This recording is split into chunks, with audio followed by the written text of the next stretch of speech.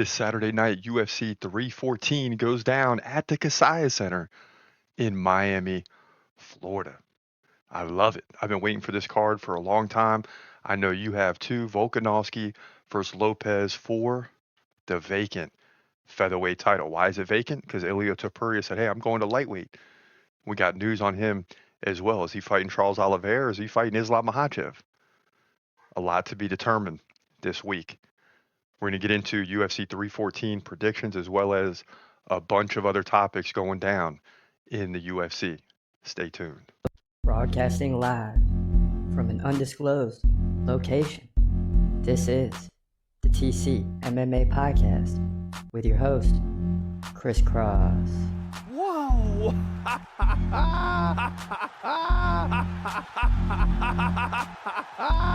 Dana White privilege. Let's go, baby! Let's go! Let's go! Let's go! Let's go, baby! Dana White privilege. Privilege. Privilege.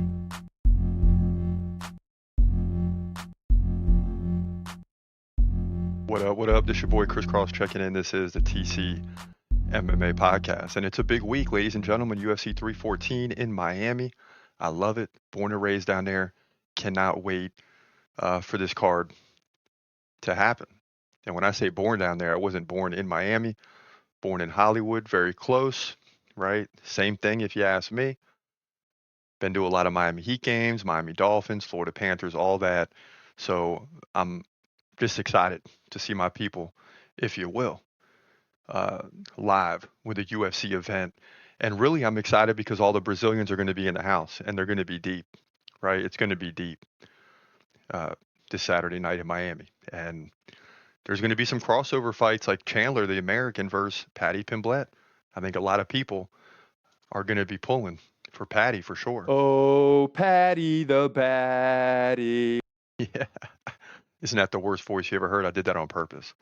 But yeah, Patty Pimblett's going to get a lot of crowd support in this one. Make no mistake about it. And of course, there's some other big fights, like a guy you may or may not have heard of, Patricio Pitbull taking on Yair Rodriguez. So there's some intriguing fights up and down this card, and we're going to give you 4 of the biggest fights and their predictions for this Saturday night. But before we go any further and get into some UFC news, some UFC topics, you got to check out the merch shop. Ladies and gentlemen, it is here, right? We got shirts, hats, all that stuff. Check us out, tcmmapodcast.myspreadshop.com, and get yourself some gear and support it. Take a picture, send it to us, and we will definitely put it on the show, post it, do whatever we got to do to highlight your gear. And I got some gear on the way. I cannot wait. I'm going to be sporting it.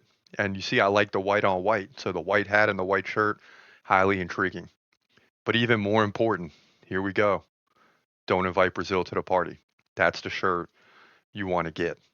Because when you invite Brazil to the party, probably going to spoil the darn thing.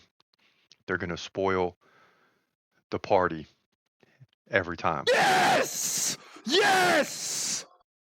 And what does that mean? It means they're coming to win, right? So if I'm Brazilian, I'm wearing this shirt like, yeah, don't invite us to the party. Don't invite us to Miami because we're taking over. You understand? And that's the bottom line. Now, Volkanovski is not American, but a lot of times the Brazilians go into other people's house and they come away with a victory. So that's just something to keep an eye on. Check out the gear, tcmmapodcast.myspreadshop.com. So as we march forward in the show, you got a wide list of topics, but first and foremost, let's just kind of recap what happened last night. It was a disappointing night at UFC Vegas 105. But it tees up UFC 314 to potentially match an undesirable record. What record is that? You're looking at potentially 5 straight weeks of no fight of the night. We've had 4 straight weeks, no fight of the night. So you get some extra performance bonuses, but no fight is Dana White and the UFC looking at and saying, hey, that was the fight of the night for 4 weeks in a row. That's a major, major problem. And this is dating back like, I think even more than 10 years ago. We haven't seen this. But you know what? At the end of the day, we started out 5-2, and then we collapsed, fell to 5-6 last night, 12 fight card. Then the main event comes with all types of implications. We don't want to have a losing night, obviously. You know, you can have some 500 nights to match the 11-2 nights you're going to have, and it'll help your record throughout the year. But we need a 6-6 night, and then we need to get back to 6-6 in the main event. After starting 4-7 last year, 6-6 doesn't sound bad at all. Well, thankfully, Lerone Murphy got the win. Regardless of how anyone feels about it, Lerone Murphy came away with the win. He remains undefeated at 16-0, and Josh Emmett looked frustrated. And that's important because that's where we stand right now, 6-6 on the year, with a huge card at UFC 314 with Volkanovski and Lopes. So the big story today is, who are we going to go with? We got to get to 7-6 before the bye week, the off week, if you will. Now, some other things going on. According to CNBC, UFC signs wide-ranging sponsorship deal with Meta, bringing Mark Zuckerberg closer to Dana White. And, you know, I'm excited about this. One, just because of the UFC rankings. I think we need AI to get involved with the UFC rankings, right? So it's out of human hands, and you see all types of problems with this. But, you know, if I can even go a step further, I like to get the judges out of human hands as well. And I'm not specifically big on taking everything out of human hands all over the globe, but it's going to happen anyway, and we're going to have to adjust. But in terms of just a UFC, there's certain things we need to take decisions out of human hands and let the computer do it. There should be a computer scoring system, but nonetheless, Dana White in a statement to CNBC said Mark and his team at Meta are going to do things that will blow away UFC fans. Zuckerberg in his statement to CNBC says, "I love this sport, and I'm looking forward to working with UFC to let fans experience it in new ways." So, you know, Mark Zuckerberg really has done a total 180. And this is in part due to a few things. One, the changing political environment. Two, the fact that Zuckerberg is just getting older. And people tend, of course, there's still older people that are on the Democratic side, if you will, but a lot of times as people get older, they become more conservative. That's just a natural thing. And you're starting to see that with Zuckerberg. So a little bit is the changing political tide, a little bit is Zuckerberg's getting older, and a little bit is the fact that he trains in MMA now, and you become, uh, I would say, almost more of a capitalist when you do that. It's like you against everybody, right? Uh, you know, and you got to perform and you got to do well, and there's no bailout. The bailout is to tap, but in real life, there's no such thing as a tap, right? So you got all these things going on for Mark Zuckerberg, and he's kind of done a total 180. Now signing with the UFC, and more to come on that. We'll see where it goes, but you know, it's exciting. Also, Merab Dvalishvili wants returned to the trash talking Sean O'Malley ahead of the rematch. So if you haven't heard about this, got Merab Dvalishvili versus Sean O'Malley. Sugar Show, baby! Woo! And I can't wait for this one because we told you, and I should have pulled the clip today, I didn't. But we told you heading into the new year who's going to be UFC champions at the end of the year. And if clearly we're going to get some of those wrong. We're going to get Alex Pineda wrong. This featherweight division's up for grabs now. Who knows how that's going to play out? But we did tell you that we believe that Sean O'Malley will end the year with the title. I love the Sugar Show. That's right. Sean O'Malley's coming back for the title. I love the Sugar Show. So we'll see what happens there. But highly intriguing fight, Dvalishvili versus O'Malley, the rematch.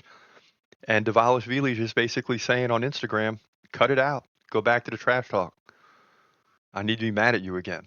You know, it's always easier to be mad at your opponent going into the fight, right? It causes you to focus, hone in a little better, and we'll see if O'Malley gives it to him or if O'Malley is older now, only by a year or two, right? But just over his span in the UFC, if he's kind of calming down and he's not going to play those games and he's going to get really focused for the fight. Because I think for Merab, if O'Malley's talking trash, he's not focused.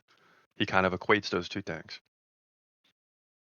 Moving forward, UFC feud between Topuria and ex-champ Charles Oliveira escalates with latest comments. On the Ariel Helwani show, Oliveira said, but I have firepower in my wrist, and I'm really focused on the belt itself. It's not about who is going. It's not about who it's going to be on my way, but getting the belt. He's just trying to dig out a fight. He's saying a lot of crap. I really respect his fights, the way he's come up and everything, but he's very disrespectful now and is saying a lot of things that he shouldn't. So okay, you have this feud going on. Who really cares? I'm trying to figure out. And then last night, if you didn't hear this, a Spanish broadcast, if that's the correct way to interpret it, but the Hispanic broadcast basically said that this fight is official and the UFC had to walk it back. So they kind of leaked this thing. And with all this going on, I'm wondering, like, why does Topuria have to fight Charles Oliveira? Why doesn't he just get to fight Makhachev? Clearly one of the top fighters in the world right now. And I just hate all these delay games when you already, not that you know what's going to happen. It's not that Charles Oliveira can't beat Topuria. He probably could. But Topuria has done enough to fight for the belt. They both beat Volkanovski and beat him. Beat him. And they should be fighting for the lightweight title. That's the bottom line. Now, last night at UFC Vegas 105, working our way back for a moment, and speaking to Facebook while we're here, pros reacted to bizarre scorecard in one of the fights last night featuring Torres Finet. Even saying fire that judge on sight. See, the UFC brought a boxing judge into MMA. And Torres Finet dominated the whole fight on the ground. He didn't do much there, but clearly won the fight, like 2-1 at worst, if not 3-0. And you had the judge go 3-0 the other way. Because he's just taken out the whole ground game and just focusing on strikes, and then the other fighter he gave the victory to in every round.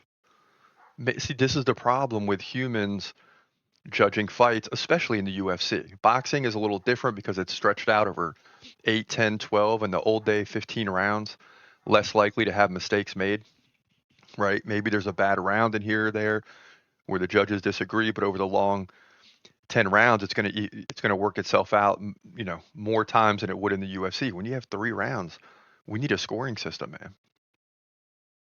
If a judge has one bad round, it could cost a guy a fight, and it happens all the time. Instead, we got strikes, we got takedowns, we got control time, we got head strikes, body strikes, leg strikes, total strikes, takedown defense. There's all types of ways they could set up a scoring system like a football game or basketball game, and we can kind of see things winding down. It would take away the energy post-fight, when it's like and new or and still champion, but it would be more like a game where you can see this clock ticking down and you can see the score like dead even and something's got to happen here. And both guys are throwing down at the end to try to get their points up. And then bam, at the end, we know who won the fight. That's kind of what we need. So we'll see how that plays out. But yeah, they got to get rid of that guy. That wasn't a good idea at all. Islam Makhachev's team issues definitive response to rumor about UFC 315. Where they're saying Makhachev is waiting for Bilal Muhammad to fight to see how that fight goes down, because if Bilal loses, right, he doesn't want to fight Bilal because they kind of train together. They're all on the same team, and so, but if Jack De La Maddalena wins, if JDM wins, then Makhachev could move up. But Ali Abdelaziz is saying Makhachev's waiting to make his next move is fake news. Who coined that term, I wonder? Everyone uses it now. I love it. But yeah, is it fake news? I don't think it is. I think it makes a heck of a lot of sense. Because if Bilal wins, then Islam's staying at lightweight. If Bilal loses, then he's not. And this just goes back to similar to Aljamain Sterling and Murad Dvalishvili. Aljamain had to walk away and leave the division. Thankfully for the division, he lost. I hate to say that, but O'Malley won, and you get a situation where, okay, it's not like he's just dropping the belt. It stinks when guys drop. It stinks when Topuria leaves the belt. Not that he shouldn't, but he leaves the belt and he hasn't lost, right? So, it's better if they stay and finish it out. Because when they walk away, it's not better, but when they walk away, it just leaves you like, is the next guy really the champ? You know, eventually we move on from that, but it leaves a lot of doubt. Like, okay, if Topuria goes a lightweight and doesn't do well and he comes back to featherweight, shouldn't he dominate whoever to get the belt back? It doesn't always work out that way though. But that's kind of where we stand right now. That's kind of where we stand. Now, as we head into a big week at UFC 314, there's a lot on the line this week. There is a lot on the line this week. Some huge, huge fights that we'll be witnessing.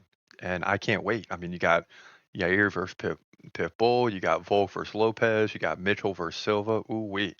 Chandler versus Patty. Those are the top four. We're going to get into some of the rest as we go through here. But let's start with Yair versus Pitbull, right? I don't know a lot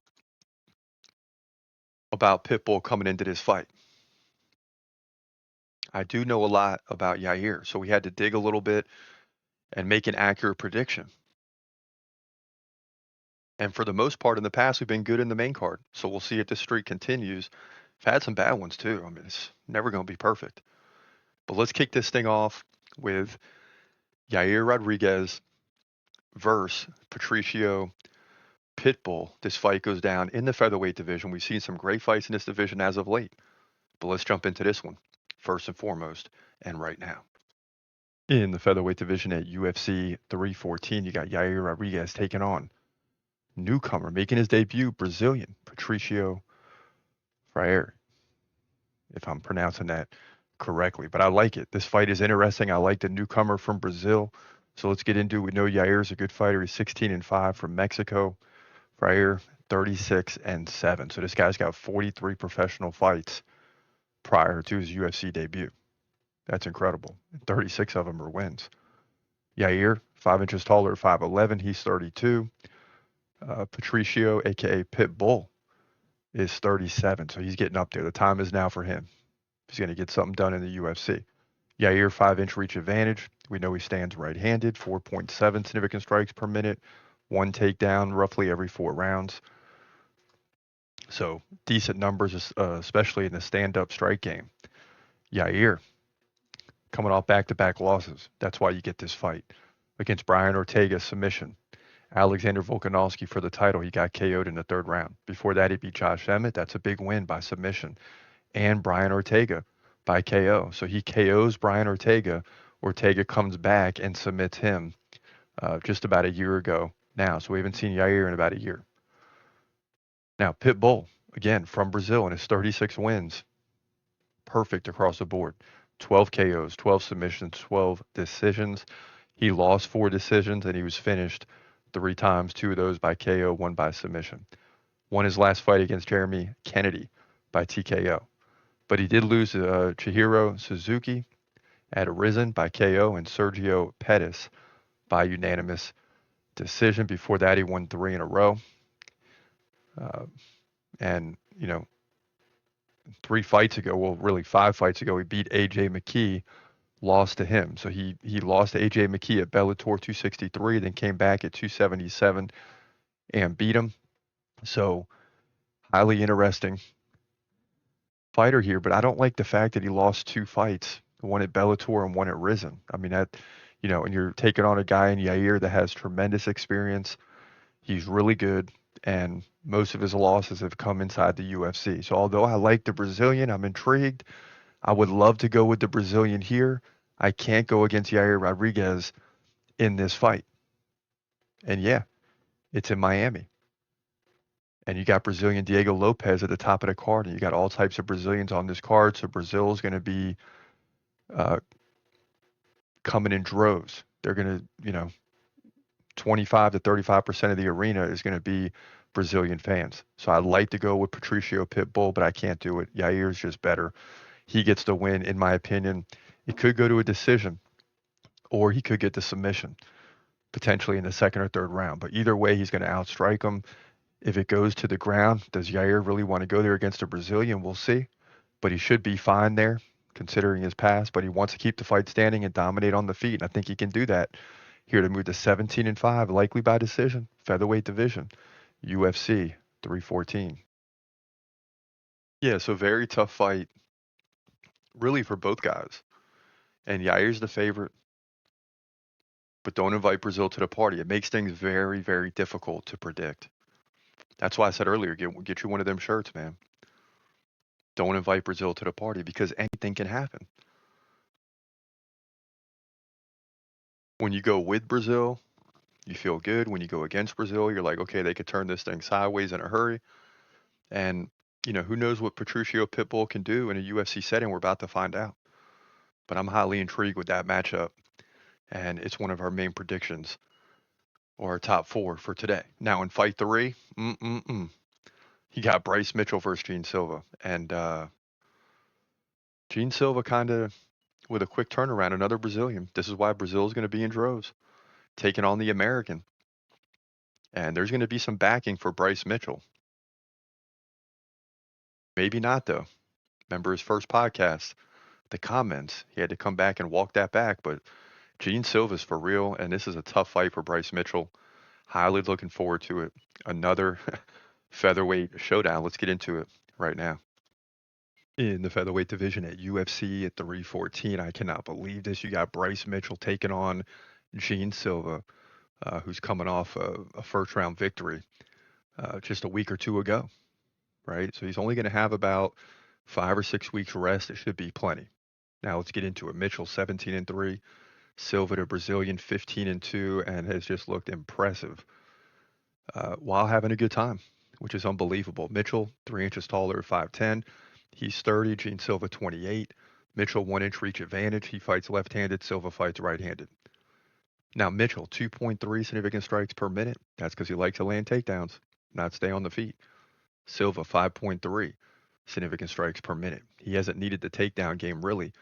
Right now he gets 1 every 4 rounds. Bryce Mitchell 33% takedown defense. He's coming off the win over Kron Gracie by KO. Lost to Josh Emmett by KO. Beat Dan Ige by decision. And he did it with the 5 takedowns. But Silva 80% takedown defense. So he has the ability to keep the fight standing. He KO'd Melsick, Bagdasarian, just a few weeks ago prior to this fight on February 22nd. Beat Drew Dober, 3rd round KO. Charles Jourdain, 2nd round KO. Weston Wilson, 1st round KO.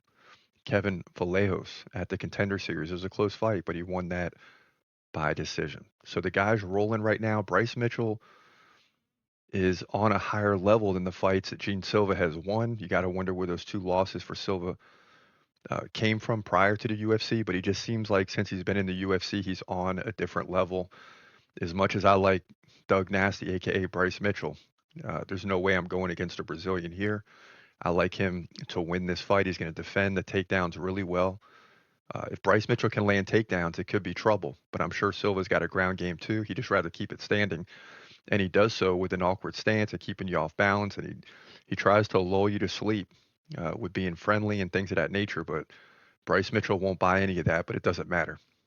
Gene Silva's still going to win this thing, likely by KO, to be honest. In my opinion, and move to 16-2 here, featherweight division, UFC 314. Again, how can you go against Brazil in this one? I mean, Gene Silva just plays with his opponents. And, we've seen Bryce Mitchell lose now, so we know what it looks like. And Gene Silva just seems like he's on another level. Yeah, he doesn't have the same caliber of fights as Bryce Mitchell, but at the same time, Gene Silva is a trash talker. During the fight, he plays with his opponents. And just when you're like, you got to stop doing that, he gets the KO. So this is not a guy to be played with. And hopefully, Bryce Mitchell's taking this one very serious. That's the bottom line. Now, as we jump into the co-main, this is a big one, ladies and gentlemen. Michael Chandler versus Patty the Baddie Pimblett. Oh, Patty the Baddie. Which way? This is what I'm really intrigued with this matchup. As these guys are walking out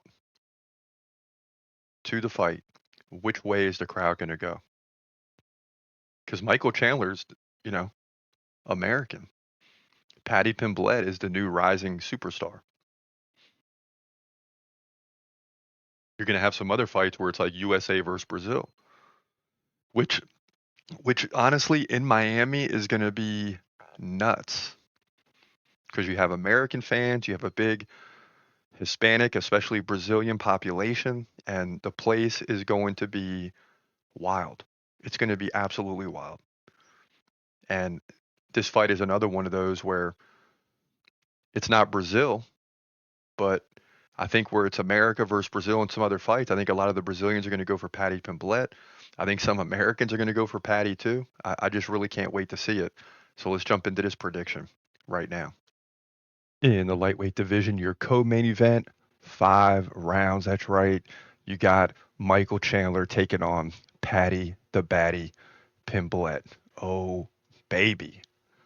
Michael Chandler, we haven't seen in a while. He's waiting on the Conor McGregor fight. That never came to fruition. He even did the Ultimate Fighter show, right? It didn't happen. Well, this fight is 50-50 in the odds. Chandler 23-9, Paddy Pimblett 22-3. And so it's a guy that we know is good in Michael Chandler. And a guy in Paddy Pimblett, we're like, okay, he's good. He keeps winning. But how good is he? I mean, this is going to let us know for real. Right? Is he ready to go to that next level? Now, Chandler's 38 years old. We'll get to the length of the absence in a minute, but he's all of a sudden 30 years old. Paddy Pimblett right in the peak at 30. Pimblett, 1-inch reach advantage. Both guys stand right-handed. Both guys right around 4.5 significant strikes per minute, although Paddy's closer to 5, but it's very close there. Takedown game. Chandler gets like a takedown and a half every 3 rounds, or, a takedown every other round, you could say. Paddy Pimblett, 1 takedown every 3 rounds. But when he gets to the ground, he seems to do well there. But Chandler's low to the ground and strong. Chandler's 63% takedown defense. It's about average. Lost to Charles Oliveira the last time out in 2024, November of 2024. Okay, I forgot about that fight, actually. Yeah, so he lost against Charles Oliveira a few months back. I forgot about that. But before that, it was a 2-year absence, over 2 years, back to November 12, 2022, when he lost to Dustin Poirier. So Chandler hasn't won since a big win. I say big win, but not really. A second-round KO over Tony Ferguson. People are going to dismiss that quick for obvious reasons. He lost to Justin Gaethje by decision and Charles Oliveira by second-round KO, and that was for the title. So that may very well be Michael Chandler's height, the height of his career, in terms of reaching that title fight in the UFC, coming from Bellator, losing that fight. And since then, he's lost 3 of the last 4. Tony Ferguson barely counts at this point. No disrespect to Tony Ferguson, just getting older. Paddy Pimblett, 52% takedown defense, coming off the win over King Green by submission. Tony Ferguson, decision. Jared Gordon, decision. Jordan Levitt, submission. Kazula Vargas, submission. And Luigi Vendramini by first round KO. So he's doing what he's supposed to do. But you can't look up and down these 6 wins and say anyone is even close to Michael Chandler's level. Now, King Green, a.k.a. Bobby Green, formerly known as, right, has the ability to land KO punches at any time. He's a solid fighter, but others have beat him. Other fighters have beat him.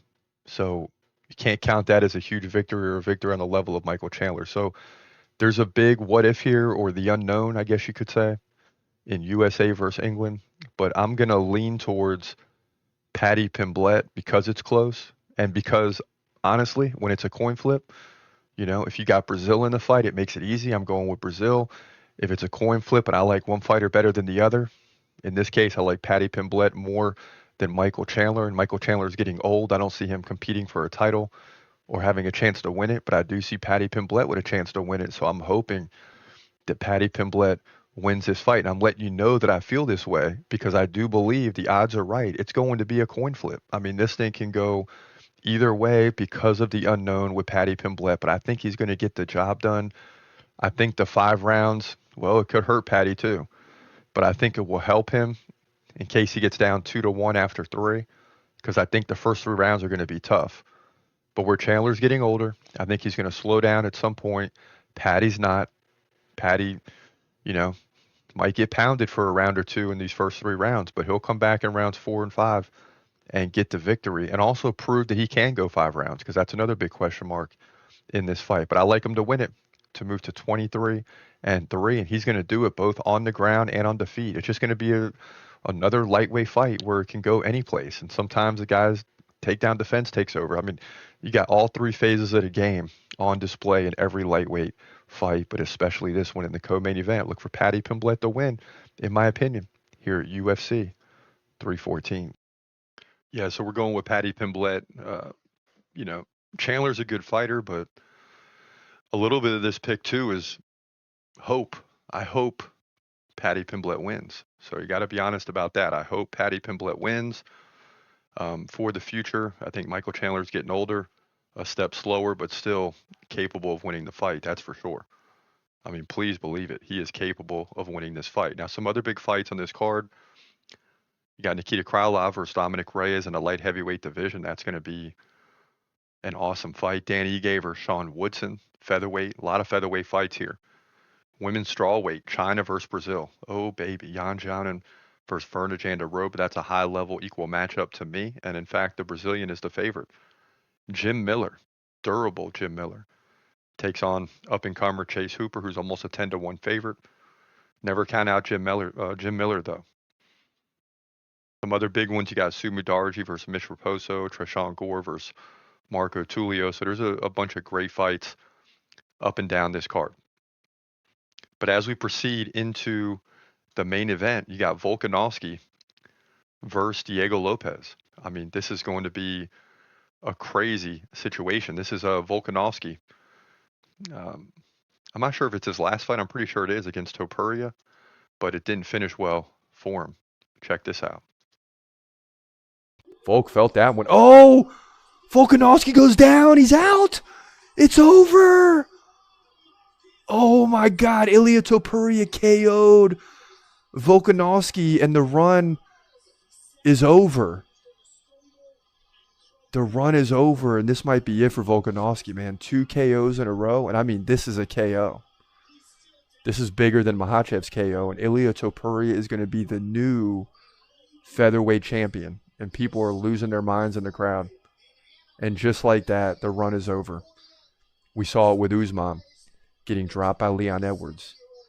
We've seen it now with Ilia Topuria dropping Volkanovski, and things are changing, man, in the UFC. There's new champions coming. Dricus du Plessis steals the belt at 297. Now Ilia Topuria steals the belt at 298, and we were dead wrong on this one, but you know what? It is nice to see a new champion on some level, especially an undefeated champion. And, man, let's see this again, because Volk is done. Volk takes a left. Yep, he felt that. Boom, big. Oh, he caught him with that right. Unbelievable. Yeah, man. Boom, left, right misses. Then continues with the right and catches Volk. And that's it. Yeah, so I mean, we're simply calling for the end of Volkanovski's career right there. I mean, it's wild. That was live and in the moment. But apparently he's not done. He gets another title shot. I mean, that's how Volk runs it. That's how he does it.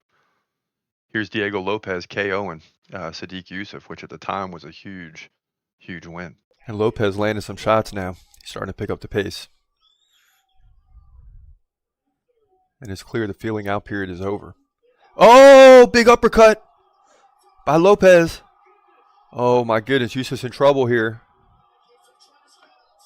And we're only 1 minute in, and Yusuf's in trouble already. And look at these moves by Lopez on the ground. And now he's going to try to get side control, maybe a full mount. And he won't be able to get it. Now they're going to stand back to their feet. All right, so everything slows down for a second. Goodness. And all these... Oh, Yusuf goes down again. And now Lopez is in a full mount. Mark Smith is taking a close look here. Yusuf gives up the back, and that's it. Mark Smith calls it pretty early, but rightfully so. And Diego Lopes is pumped up, and he's going to jump over the octagon and say what's up to Dana White. Mark Zuckerberg right there in the front row. Okay. Yeah, so I mean, got Volkanovski losing 2 in a row by KO. still fighting for the title. You got Diego Lopes beating everybody in his way, which means a lot. So how's this fight going to play out? Our record stands at 6-6. That's where we're at right now. I mean, we're standing at 6-6. This fight is very, very important. And, we need it to come through. That's the bottom line. And on the dude list, we got Volkanovski ranked well above Diego Lopes. Will we stick with the script? Not necessarily. But let's jump into this prediction. A big prediction. We're going to be 7-6, or we're going to be heading into the bye week not doing very well. But here we go. Volkanovski versus Lopes. In the featherweight division for the featherweight division vacant title at UFC 314. You're hearing this right. You got Alexander Volkanovski taking on Diego Lopes. The title was vacated by Ilia Topuria, who's going to move up to the lightweight division. So take that all in, breathe for a minute. Now let's get into it, because you got the Australian former champ versus the up-and-comer Brazilian Diego Lopes, who's 26-6. So you got 26-4 versus 26-6. And this is one of those situations, don't invite Brazil to the party, because it could be a problem. So let's see if this holds true in this fight. Diego Lopes, 5 inches taller at 5'11". Volkanovski's 36. Lopes 30. Lopes has a 1-inch reach advantage. Both guys stand right-handed. Volkanovski 6.2 significant strikes per minute to 4.2 for Lopes. Also, Volkanovski lands nearly 2 takedowns over the course of 3 rounds. And Lopes gets like 1 every 6. So he's trying to keep the fight standing. But either way, it seems like if you look at the averages over the career, that Lopes is at a disadvantage. Volkanovski, 70% takedown defense. Now, he's lost 3 of the last 4 fights, but 2 of those are to Islam Makhachev and 1's to Ilia Topuria. So, do you count those against him? I mean, we know he's not as good as those 2, but those 2 are really, really good, right? He did beat Yair Rodriguez by 3rd round KO. You go back to 2022 when he was just dominating. He beat Korean Zombie by KO and took Max Holloway to a 5-round decision victory, where he landed 199 significant strikes. Before that, he beat guys like Brian Ortega, Max Holloway. They fought several times. So you all know that. Diego Lopes, 52% takedown defense. That's going to be a problem. But the guy wins. He's won 5 in a row, beating Brian Ortega last time out by decision. 106 significant strikes with 1 takedown. Beat Dan Ige by decision. That was a little closer, 49-42 in significant strikes, 1 takedown to none. He KO'd Sadiq Youssef. That was a big one.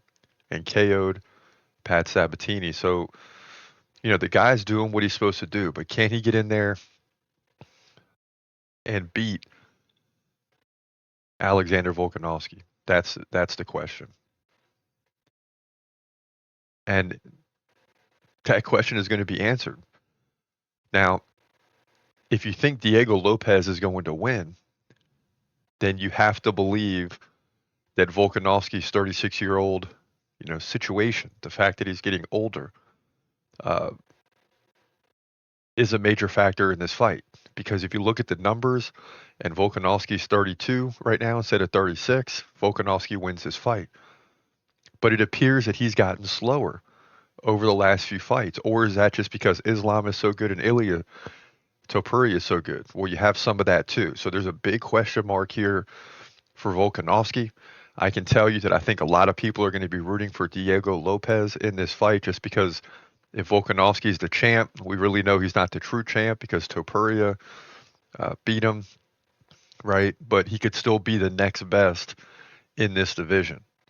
But the crowd is going to be supporting the Brazilian. This thing is in Miami, where I'm telling you there are a lot of Brazilians. Make no mistake about it. And don't invite Brazil to the party if you don't want them to wreck shop, especially for a title fight. Now, Volkanovski could win this fight. It's not going to be easy, but I'm going to lean towards the true contender here because Volkanovski was a former champ. So when I say contender, it's vacated. So they're both contenders, but in terms of a true contender, Diego Lopes is trending right now. He's perfectly right in the prime, right where he needs to be. And I'm going to lean towards him to win this fight, although I think it's going to be much closer than Volkanovski's last two fights against Topuria and Islam Makhachev. I think this thing may go the distance, or we get a late stoppage in rounds 4 or 5. But I don't see Volkanovski going down without a battle here. He's got a chance to win back the belt. Yeah, it's not against Topuria. Yeah, it's not a lightweight title against Islam, but he can at least salvage the career at this point. Not that he needs to do so, but salvage the career from a standpoint that he can win back the belt and maybe eventually retire with the belt as he gets to be 37, 38 years old. He's still a problem in this division, and he's still the top contender behind Topuria when Topuria was a champ. So, we'll see how this plays out, but I'm leaning with the crowd support for the Brazilian, Diego Lopes. I think that carries him over the top. He wins 3-2. It's going to be one of those where we're waiting on the decision, and we don't know who's going to win. That's how close it's going to be. But I like Diego Lopes to win 3-2. Notice I'm not saying he's going to outstrike Volkanovski or have more takedowns, but he's going to win 3 rounds out of 5 or 3-2 to capture the featherweight title here in the main event at UFC 314. Yeah, so we can't go against Diego Lopes in this one. And there's a lot of hope in this prediction. I hope Diego Lopes wins because if Volkanovski wins, it's just going to be, oh, it's illegitimate. We all know Topuria banged him up, right? And yeah, he'll be crowned the champ, but is he really the champ if Topuria came back and all these things? So I hope Diego Lopes wins because that'll help us move on in this division. And that's just the way we see it going. But there's a lot of hope there. And I hope the Brazilian fans come out in droves and push him to victory, especially if we don't believe he's going to lead in significant strikes and takedowns. But I think the hope is, too, that he's quicker on the feet, which I think he might be. But I'm not totally convinced. We'll have to wait and see how this thing plays out. But, yeah, we'll take him to get the W. That's the bottom line. Now, as we move forward and we jump into the Q&A, Jacqueline Robinson says, I keep telling people Diego is too fast for Volk. Okay, here you go. The boy can rumble. Yeah, and I agree. And I hope that he's too fast for Volk because then it makes a prediction easier. He leads in significant strikes. He does all that, and he easily wins 3 rounds out of 5, 3-2. Bongan says, plus he's younger, hungrier, and I believe stronger. And all these are going to be factors in this fight because it appears that right now Volkanovski is slowing down. Chobi says Michael Chandler is just an action fighter now, too old, also a cheater, too. So the fans will be rooting for Patty. Yeah, I believe that. I believe the fans are going to be rooting for Patty, even against the American, and that's because there's going to be so many other nationalities in this fight that it's not going to be overwhelmingly American, especially in Miami. Please believe it, and I love it. Jason Ferguson says about Tresean Gore, what no one else seems to mention is that Tresean Gore changed camps and management. He now lives in Arizona and is cornered by Jonathan Crouch and Ben Henderson of MMA Lab. And that always means something. Look at Khamzat Chimaev changing camps. Sometimes these things are for the better. It's better for Khamzat because instead of being in a camp where everyone's telling you what you want to hear, which could be bad for you, got a new management saying, no, you need to slow down. Nope, you need to do this. Nope, you need to take a day off. Right? Not necessarily what you want to hear, but what's better for you. And that's very important when it comes to who is managing you. You're not in control of yourself. Your management team is the one that's going to push you the right way and back off when it's time to back off. And that could be big for Tresean Gore. In terms of Jones versus Aspinall, Windu says Tom Aspinall will win via TKO. I hope so. Well, I don't hope so. But wouldn't that be amazing if John Jones fell by TKO? And we've seen John Jones duck a lot of people, still fight him and win. So, we'll see. At Sugar Rape says, how's he going to fight? Speaking of McGregor, how's he going to fight with all the Coca-Cola in his system? let alone everything else. Politics, he got no chance. I'd say way more people dislike him than like him after the SA case and all the crash outs the last year. The gambling stream he done was off the scale bad. Yeah, so you have a lot of people working against McGregor, and the UFC is not going to let him fight out this contract. I've been saying this for 2 or 3 years since he's been out. He's got 2 fights left. The UFC is going to offer him fights he doesn't want. McGregor wants to get into boxing, get the big paydays. The UFC does not want this to happen, and they're going to keep putting roadblocks in the way of him running out his contract. If you're McGregor, you take any fight they give you because they got to offer you fights. I mean, if you're McGregor, you take any fight that they give you. That's the bottom line. That's what you got to do.